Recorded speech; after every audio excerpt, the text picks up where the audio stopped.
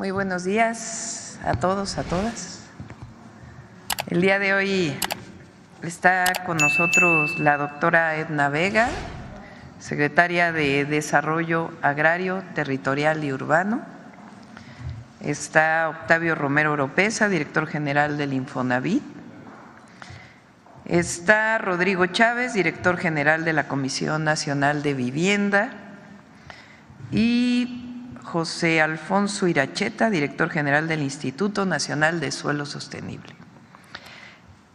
Edna y el equipo nos van a platicar sobre el programa de vivienda.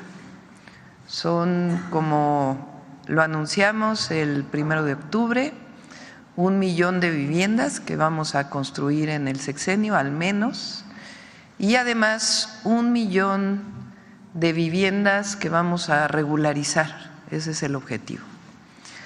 El 1 millón de viviendas que vamos a construir es una parte con el Infonavit y la otra con Conavi.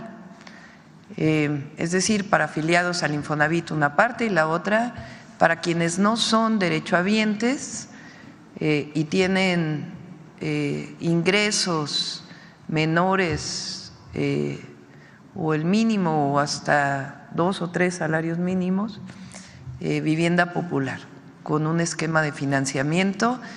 También está aquí Rocío Mejía, de Financiera para el Bienestar, que a través de Financiera vamos a financiar estas viviendas, ahora lo vamos a explicar.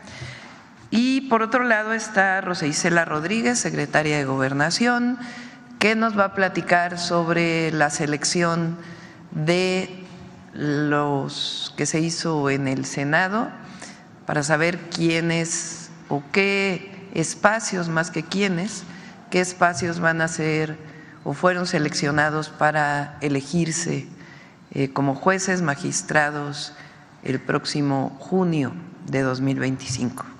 Entonces vamos a empezar con Edna, Octavio,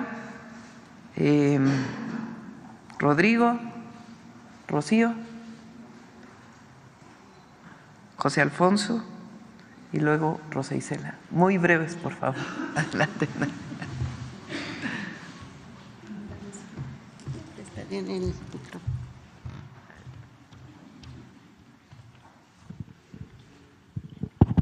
Con su permiso, Presidenta, muy buenos días a todas y todos. Con el gran gusto de presentar uno de los programas prioritarios del Gobierno de México, encabezado por la doctora Claudia Sheinbaum.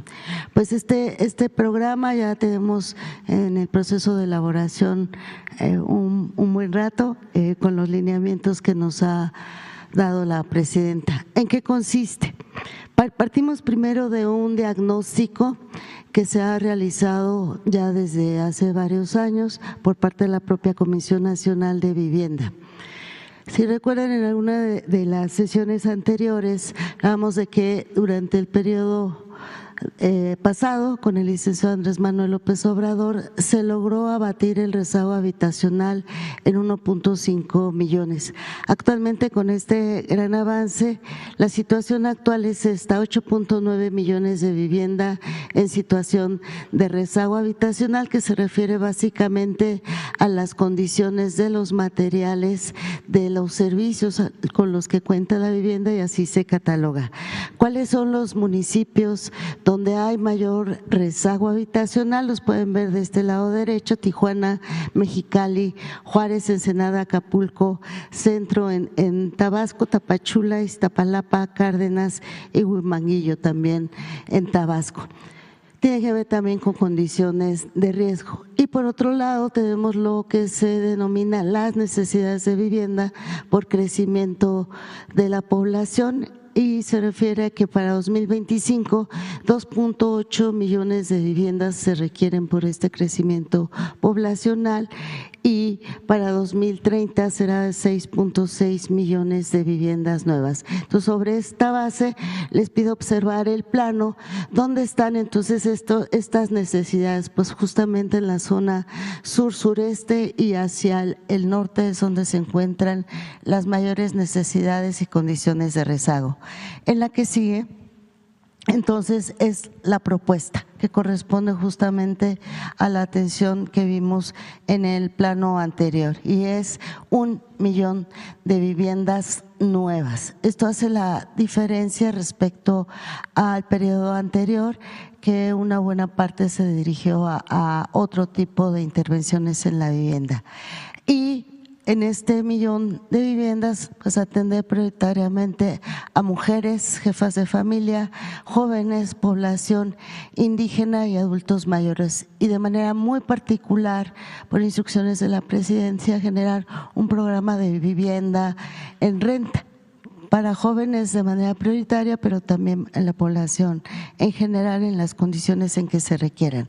Además del 1 millón de viviendas nuevas, tenemos 450,000 mejoramientos y ampliaciones de vivienda. Con todo esto, y a través de lo que vamos a explicar más adelante, se calcula una inversión superior a los 600,000 millones de pesos. Adicionalmente, un programa de escrituración de viviendas, como lo acaba de mencionar la presidenta, con 1 millón de escrituras. ¿Cómo se distribuirán las viviendas nuevas? Aquí lo podemos ver en la región sur. 350,000 viviendas nuevas, en la región centro 239,400, en la zona centro-norte 228,800 y la región norte 206,800. Con ello se crearán más de 6 millones de empleos directos y más de 9 millones de empleos indirectos. Adicionalmente a todo este planteamiento estarán las acciones de vivienda nueva de Foviste y seguramente de la Sociedad Hipotecaria Federal, que falta incorporar a este programa. Adelante, por favor. ¿Cuáles son las características que buscamos en este programa de vivienda nueva? Primero, la atención a la población más vulnerable de este país, la atención al rezago habitacional, la atención al incremento demográfico, la atención muy particular también en las zonas de riesgo. Hay muchas necesidades a lo largo y ancho del país de familias que requieren ser reubicadas por su condición de riesgo y también por el efecto de cambio climático que ya estamos enfrentando de manera importante. A la población indígena, a los municipios donde hay altos índices de inseguridad, mejorando el entorno también se tiene un impacto positivo para ello, y esta necesidad de vivienda que deriva de los proyectos prioritarios del Gobierno de México, como son los trenes, y para mejoramientos y ampliaciones en zonas de mayor marginalidad o marginación. Adelante, por favor. También buscamos cumplir con los 7 conceptos de la vivienda adecuada que señala Naciones Unidas, que tienen que ver con los 7 componentes de ubicación adecuada, contar con servicios, tener una habitabilidad adecuada. Todo esto que ustedes ven aquí tiene que ver con este concepto del derecho a la vivienda que señala Naciones Unidas, sin condiciones de riesgo, con servicios básicos, cercana a equipamiento, que no se vuelvan a construir conjuntos alejados de las ciudades y sin transporte. Por eso, cerca de las vialidades primarias y secundarias, áreas verdes, espacios recreativos y acordes a este concepto también de Naciones Unidas de la adecuación cultural. Adelante, creo que ahí termina. Y para 2025, ya muy particular, ya muy avanzado el programa con todos los requerimientos y en coordinación con gobernadoras y gobernadores. También 165,000 viviendas nuevas, más 100,000 mejoramientos en la zona oriente de la zona metropolitana del Valle de México y 120,000 escrituras. Esta es la meta para 2025. Adelante, adelante, por favor. Ahora presentaremos por parte del ingeniero Octavio Romero. Con su permiso, Presidenta. Muy buenos días a todas y a todos. Si me permite.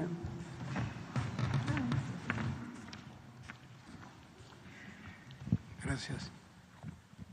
Bueno, comenzaríamos comentándoles lo que tenemos proyectado en el Infonavit para el cierre de este año, que serían créditos a sus derechohabientes para adquisición de vivienda nueva, vivienda existente y compra de terreno. Queremos cerrar con 340,000 créditos, créditos para construcción de vivienda en terreno propio, 14,000 créditos, créditos para reparar, remodelar o ampliar vivienda, 224,000. Y adicionalmente, y esto es bien importante, mejorar las condiciones tanto de los créditos vigentes como de cartera vencida, cambiando los adeudos de salarios mínimos por mensualidades y tasas fijas. Esto es como pensamos cerrar el 2024. Ahora bien, ¿qué vamos a hacer en los 6 años adicionalmente a las acciones actuales? Bueno, primero que nada, construir 500,000 viviendas nuevas con una inversión en un primer saque de 288,000 millones de pesos. Son viviendas de interés social, de bajo costo, que actualmente no se están construyendo por los desarrolladores y que van a cubrir esta importante necesidad que se tiene de vivienda.